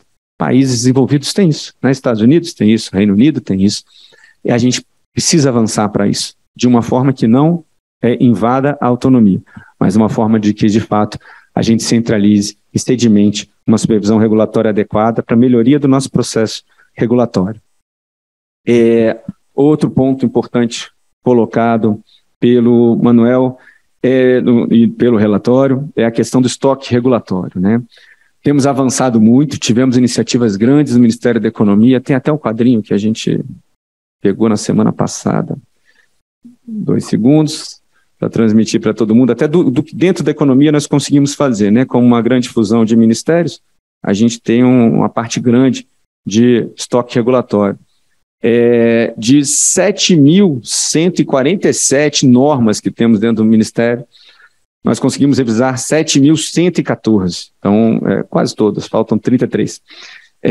E dessas foram revogadas 3.500. Então, só esse processo já gerou uma revogação de 50% das nossas normas. Estamos consolidando, melhorando a linguagem, são níveis que temos que fazer, né? Primeiro é revisar. Segundo, acabar com aquilo que não precisa. Como dito aqui já, as normas nascem, ficam enlargadas no mundo, ninguém mais cuida delas. E as pessoas ficam cumprindo as normas, né? E gerando custo. A gente tem que revisar de tempos em tempos essas normas. Depois consolidar, melhorar a linguagem, que as pessoas entendam o que tem que cumprir, né? A gente fazer em total compliance no Brasil é uma tarefa impossível. Total compliance com o mundo regulatório nos 3 níveis. Quem mexe com regulação de 3 níveis, ambiental, sanitária, é impossível se cuidar disso. É bom para os advogados, né? E olha que eu sou advogado, né? A Patrícia disse. Mas é impossível. A gente tem que querer. É uma gincana. Né? Quando a gente bota o tributário, é impossível. Eu falo que a Receita Federal é o nosso maior regulador, né? Ele tem um aspecto maior do que a Anvisa, que é um grande regulador. É muito difícil entrar em cumprimento de todas as regras tributárias. E por isso que o nosso foco de reforma tributária é um foco de melhoria regulatória também. É simplificar. Tem que simplificar. Se não simplificar, a gente nunca vai avançar nesse país. Então, em estoque regulatório, ainda que tenhamos feito um grande avanço já, vários órgãos estão avançando nessa revisão do estoque, a gente, de fato, como apontado pelo relatório, precisa aprimorar isso como um processo, né? Esse tem que ser um processo que faz parte da nossa rotina. A gente já implementou um processo de análise de impacto regulatório, ou seja, ex ante. A gente precisa criar esse processo de análise do estoque regulatório, análise do resultado regulatório. Estamos com um guia também disso, mais uma vez encabeçado pela nossa Super Kelvia, aqui presente, com a ajuda de todos os órgãos, para a gente trabalhar num guia de análise de resultado regulatório, para que a gente crie essa cultura de revisar o estoque, né? De novo, despacito, vamos devagar. Impacto primeiro, seguramos a torneirinha, agora vamos revisar tudo que está aí, para que a gente possa continuar avançando no nosso crescimento econômico. Acho que do estoque regulatório esse é um grande ponto, né? E o segundo, essa metodologia avanço da metodologia de como medir o peso da regulação para o país, para que a gente possa sentir isso o tempo inteiro, né? Faz parte da nossa deficiência a gente não ter os instrumentos de análise tão sedimentados. Então, trabalhamos há muito tempo nesses instrumentos juntos. Quem estava na abertura viu falando que temos 2 grandes problemas no país: gasto excessivo de recursos públicos sem dar o retorno para a população do que se precisa, e, por outro lado, regras excessivas. O governo pesa muito sobre o setor privado, ambiente de negócios travado. Então, as duas coisas temos um problema de avaliação, né? Na parte de ambiente de negócio, a falta de análise de impacto regulatório histórica gerou um excesso de normas no país, e do lado do gasto excessivo, a falta de análise do gasto, né? De análise do impacto do gasto sobre a sociedade, também gerou. A gente tem um monte de política aí que não gera o retorno porque a população precisa, e a gente precisa revisar. Temos trabalhado nos 2 pilares. O do gasto não é o caso daqui hoje, mas é importante entender que isso é uma estratégia conjunta. Por fim, do apontado pelo Manuel, o nível subnacional, né? Eu reputo sempre como mais difícil. Cuidado federal é mais fácil, né? Estamos sob um controle, é um governo, é mais fácil a gente introduzir aquilo com servidores mais ou menos do mesmo nível. Quando vamos para estados e municípios, isso é muito díspare, né? Como colocado tanto pelo Vinícius quanto pelo Marlos. A gente tem dificuldades de implementação, gaps de conhecimento técnico grandes que precisam ser aprimorados, né? E aí não tem jeito. Entender que isso é um processo evolutivo e que a gente tem que aprimorar os instrumentos disso. Então, muito bom saber dos instrumentos que ambos estão cuidando, né? Tanto a CGU quanto a ABAR, né? A CGU com Qualireg, quanto a ABAR com diversos cursos. Acho que o curso é muito importante para a gente fazer as pessoas entenderem, mas é mais do que isso, é a propagação da palavra do Senhor aqui, né? A gente mostrar o tempo inteiro, repetir o quanto isso é importante. Não tem jeito. É a mesma fala que a gente vai ter que fazer a vida toda para treinar o servidor, que a gente vai vendo como a mentalidade muda. Por isso, na minha fala inicial, aqui sobre o que regular em aviação, coisas que eram tão impensáveis que a gente fazia no passado, hoje em dia ninguém mais tem dúvida do que a gente fez e do que precisa de fato focar em regulação. Que nós consigamos fazer isso para estados e municípios também. Acho que vai ser o grande avanço desse nosso processo de melhoria regulatória. Então, para concluir, o peer review, mais uma vez, nos ajuda muito a entender onde a gente está, para onde precisamos ir. Essa é a grande beleza dos instrumentos que a OCDE nos faz, pessoal. São países que passaram por problemas parecidos conosco, que nos ajudam a ver qual o caminho que a gente tem que seguir, né? E aqui, eles passaram por aquilo, é mais fácil, ajuda, vem cá que eu passei por essa dificuldade também. E o peer review nos ajuda nisso, né? Nos próximos anos, a gente tentar implementar isso. Tem mais coisa para a gente avançar ainda. Eu já conversei até com o pessoal do Gov, uma das visitas ao CDE esse ano. Acho que tem um espaço grande para a gente trabalhar, por exemplo, na melhoria da inspeção. É um dos pontos colocados aqui, né? Um dos princípios do Vinícius. Fazer a regra é uma parte. Implementar a regra e checar a regra é outra parte muito importante. A gente tem problemas seríssimos de inspeção no país inteiro, de forma heterogênea, feita muitas vezes até pelo mesmo órgão, em formas diferentes no país. Então a gente tem que avançar nisso. É uma próxima etapa que a gente tem que trabalhar bastante. Patrícia, é isso. Muito obrigado de novo pelo convite.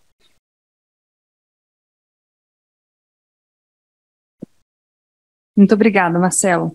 Eu queria, sei que a gente está se estendendo um pouquinho no tempo, só passar para todo mundo fazer palavras finais e a gente finalizar esse primeiro painel e a gente retornar no período da tarde. Manuel Gerardo, por favor.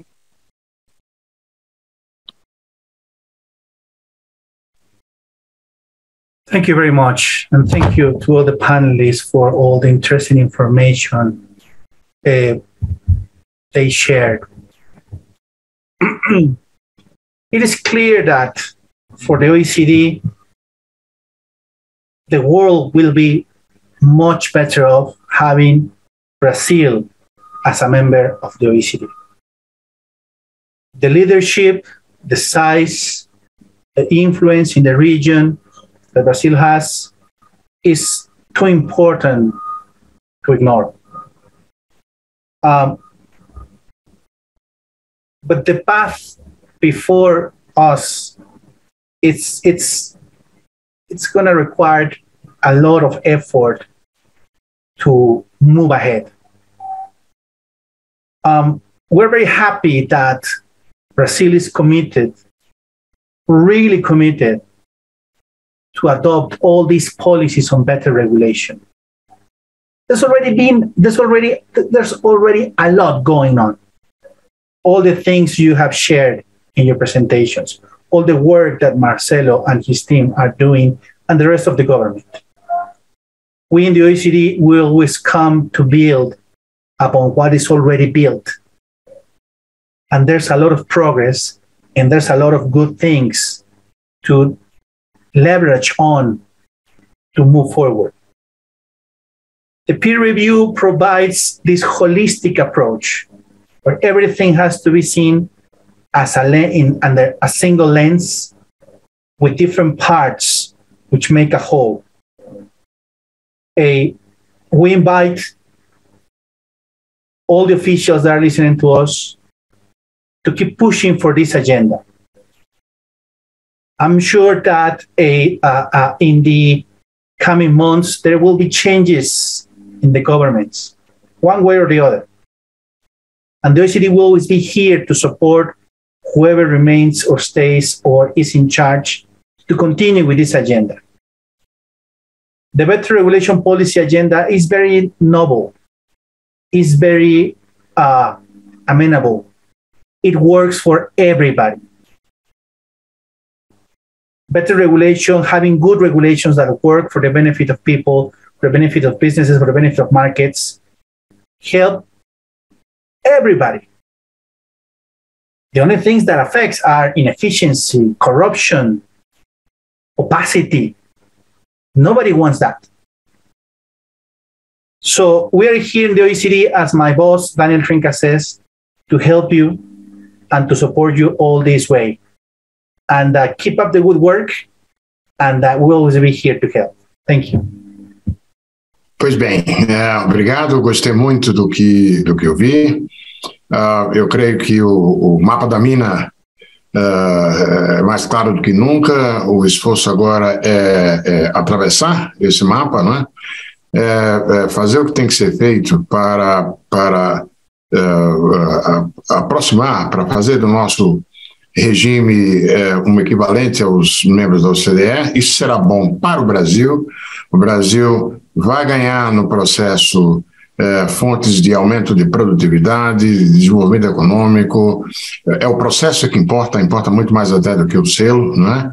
E será bom também para o CDE, porque há uma sinergia aí. Se tem Brasil, assim como hoje nós temos já lá dentro México, Chile, Colômbia, Costa Rica, isso vai dar um salto, um estímulo, uma extensão das boas práticas, das boas instituições e políticas que caracterizam o CDE. E ter o parceiro, ser um dos parceiros desses peer reviews, tendo a cross-supervision dos demais membros, é algo também que tende a nos dar benefícios com o passar do tempo. Parabéns aos que estão fazendo o trabalho, parabéns aos todos que estiveram envolvidos nesse processo desde o início e aqueles que, como eu, sonhavam em vê-lo se materializar. Obrigado. Bem, muito bom participar aqui dessa conversa, né? Eu queria colocar que a BAR, que a gente conversa bastante, fala em infranacional, mas a BAR está dentro da base nacionais também, participando ativamente. Nós temos a Câmara de Energia, quem toca é a ANEEL, temos na parte de petróleo e gás lá o diretor da ANP, nosso vice-presidente. Então, quando a gente, na verdade, nós temos uma capilaridade enorme, e eu peço àqueles que estão aqui que possam usar a BAR para essas discussões, né? Fazemos o Congresso Brasileiro de Regulação. Eu não conheço nenhum outro congresso desse nível a nível mundial. Mesmo no meio da pandemia, nós fizemos ano passado, presencial em Foz do Iguaçu, com mais de 1.000 participantes. E lembrando que a gente tem um contato muito grande com o pessoal dos Estados Unidos, né? Também. O OIRA, né? Que é feito, fica dentro lá da Casa Branca.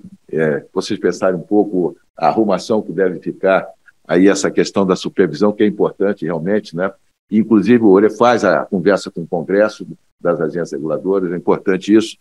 É importante também que para o consumidor, e a gente tem isso, que pouco importa se a agência reguladora é nacional ou infranacional. O consumidor, ele quer qualidade e quer preço nas coisas que ele compra. Então, a gente tem que olhar isso de uma forma um pouco mais conjunta, e eu acho muito importante a gente estar junto, viu, Marcelo, nessa questão.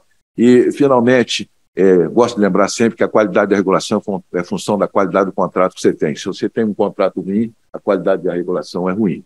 Finalmente, nós vamos ter um encontro nacional dos reguladores, não só nossos associados, como não associados, e vamos fazer um documento, vai ser presencial no Clube Naval, vamos passar um dia e vamos dali tirar uma carta ao presidente que estará eleito, né?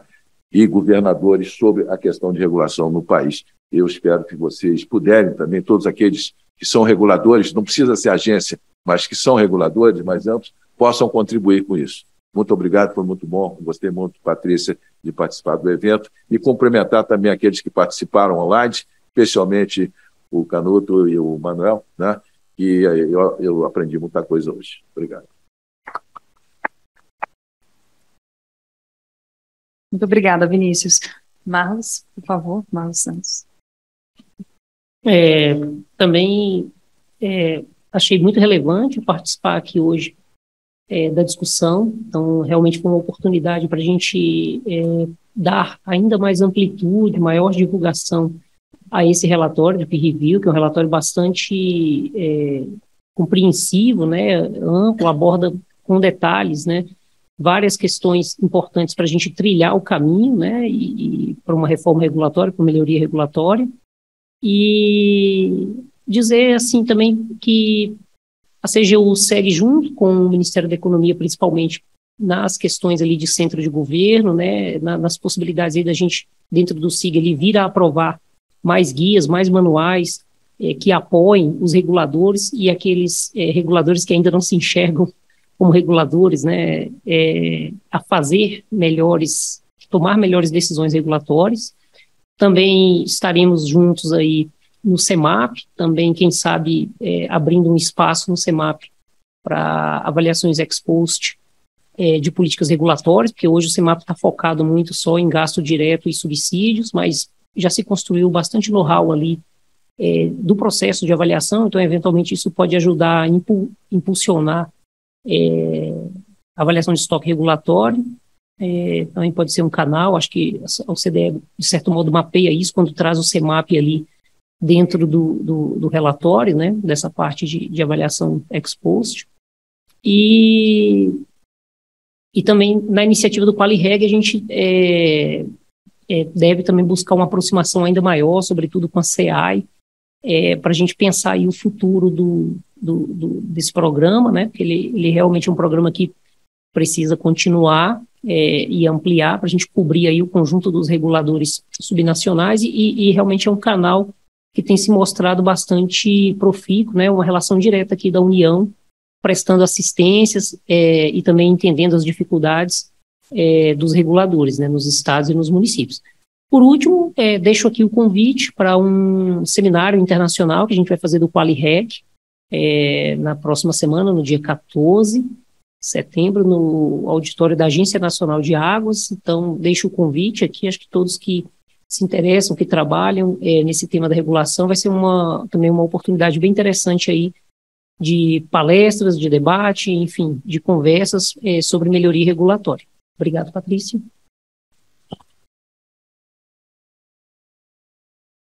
Obrigada, Marlos.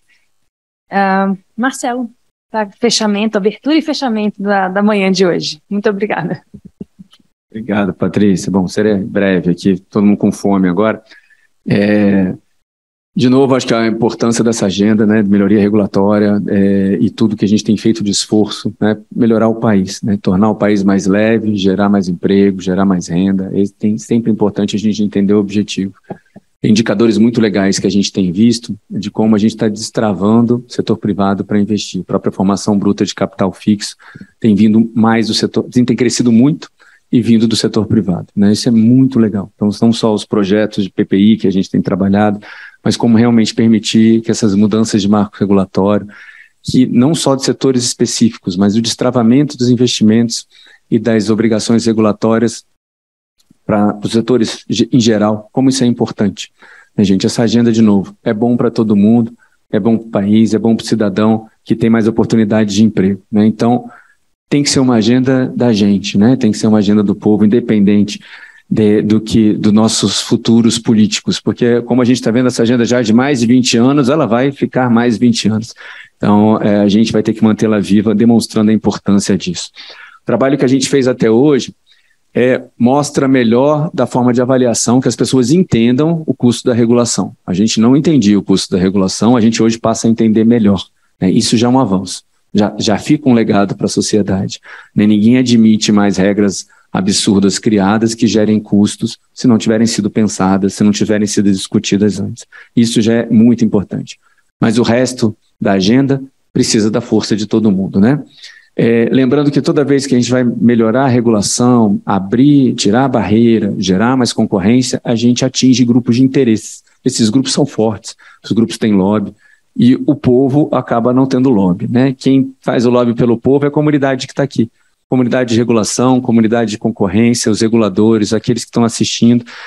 Então, são esses que são os responsáveis por manter essa agenda sempre viva, demonstrando a importância disso e os ganhos que o país tem, né? Então, aqui é conclamar todo mundo para que continue nessa luta, para que a gente continue aprimorando, melhorando a regulação, institucionalizando mais os instrumentos, para que a gente possa sempre revisar a regulação e pensar a regulação. Responsabilidade de todo mundo, né? Então, aqui, tanto essa agenda que temos feito no governo, quanto a agenda de acessão ao OCDE nos permite avançar nisso, dar um norte, né? Eu digo que a acessão ao OCDE nos baliza e nos dá o norte. A gente sabe para onde vai e nos ajuda a não sair demais do prumo ali. E agora, com o processo de acessão, nos ajuda a catalisar, né? Temos interesse em fazer isso o mais rápido possível. Os 2, 3 anos que eu falei para a acessão é a gente trabalhando duro, né? Tendo uma instância de governança alta, como temos tido hoje. Hoje a Casa Civil nos ajuda a coordenar o trabalho entre MRE, entre Ministério da Economia, CGU, todos os órgãos que estão trabalhando com a acessão ao OCDE, e a gente tem feito um trabalho bom, consistente nos últimos anos, já mapeando tudo. Os países que o Vinícius mencionou aqui, que estão no processo com a gente, não têm o mesmo nível, tanto de governança quanto de conhecimento, talvez, dos instrumentos. A gente está muito preparado para isso. Então, esperamos um avanço rápido, né, e esperamos ganhos rápidos para a nossa sociedade, né, gente? Então, de novo, agradecer, Patrícia, pelo convite, pela oportunidade de estar aqui, agradecer meus colegas, Vinícius, Marlos, Manuel, Canuto, pela parceria aqui na mesa. Muito obrigado. Muito obrigada, Marcelo, muito obrigada a todos. Queria agradecer a presença e a participação, não só dos que estão aqui com a gente presencialmente, mas também estão em casa, enfim, no remoto, não necessariamente em casa, conosco. E as palavras finais do Marcelo, elas são muito casadas com o propósito do próprio Comitê de Regulação e Concorrência do IBRAC. Então, essa é a nossa bandeira, e a gente quer continuar, né, proporcionando maior debate, evidências, principalmente, para essa discussão sobre qualidade regulatória. Muito obrigada.